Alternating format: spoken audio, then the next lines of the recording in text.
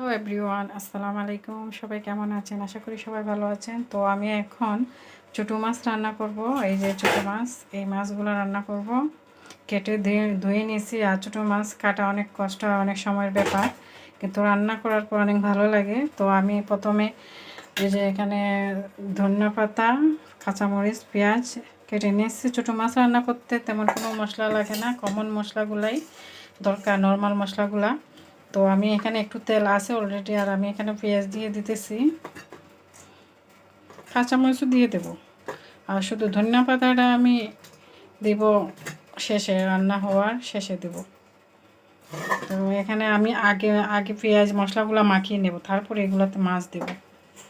তো এখানে আমি গুঁড়া মরিচ দিয়ে দেব 1.5 চামচ, আর দেব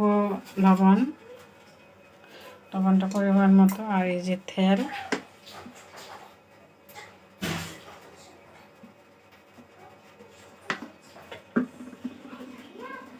আর ধনিয়ার গুঁড়া তো দেই নাই, মনে নাই, এই যে ধনিয়ার গুঁড়াটা দিয়ে দিলাম। তো এখন আমি মশলাটা মাখিয়ে নেব।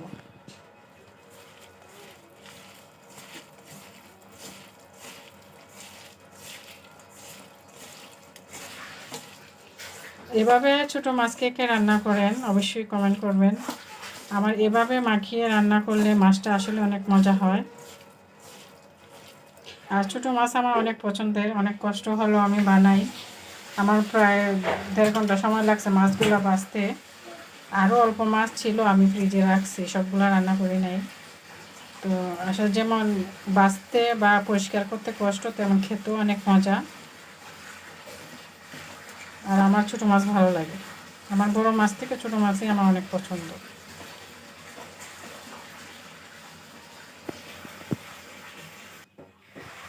তো আমি মাছটা মাখিয়ে নিচ্ছি, এখন পরিমাণ মতো একটু ঝোল দিয়ে দেব।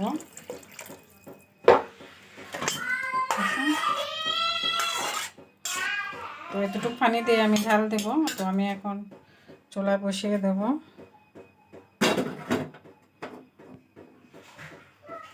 এতটুকু ঝোল কিন্তু থাকবে না, ঝালের পর শুকিয়ে যাবে, মানে চড়চড়া যেভাবে রান্না মাছ, ছোটো মাছ চড়চড়া ওই রকম আর কি।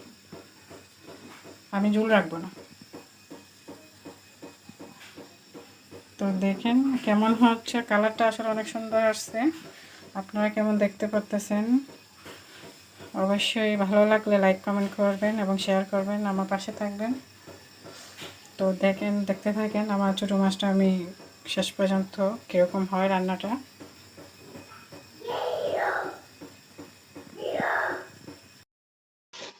এই দেখেন আমি ছোটো মাছ বসাইছি। এখানে যে মলা মাছ আছে না, মলা মাছগুলো মাখিয়ে বসিয়ে দিছি। ছোটো মাছ একদম ছোটো ছোটো মলা, বেশি বড় না।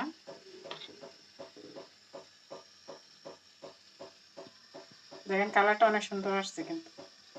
দেখেন আমার মাছটা কেমন, মানে লসা লসা হয়ে গেছে। এই যে এখন আমি ধনিয়া পাতাগুলো দিয়ে দেব।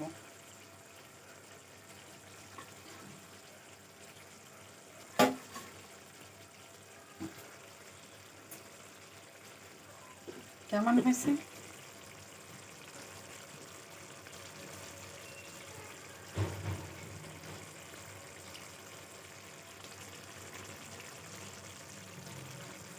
তো সবাই ভালো থাকেন। আসসালামু আলাইকুম। অবশ্যই সবাই আমাকে সাপোর্ট করে আমার পাশে থাকবেন, আর ভিডিওগুলো বেশি বেশি করে শেয়ার করবেন, লাইক কমেন্ট করবেন। ওকে, আল্লাহ হাফেজ।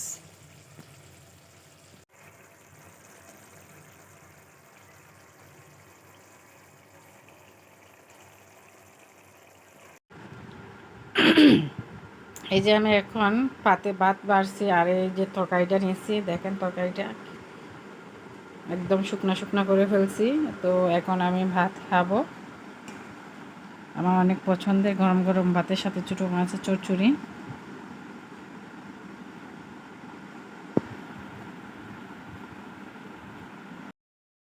খাচ্ছি। ছোটো মাছের তরকারি দিয়ে, দেখেন ছোটো মাছের তরকারি দিয়ে ভাত খাচ্ছি।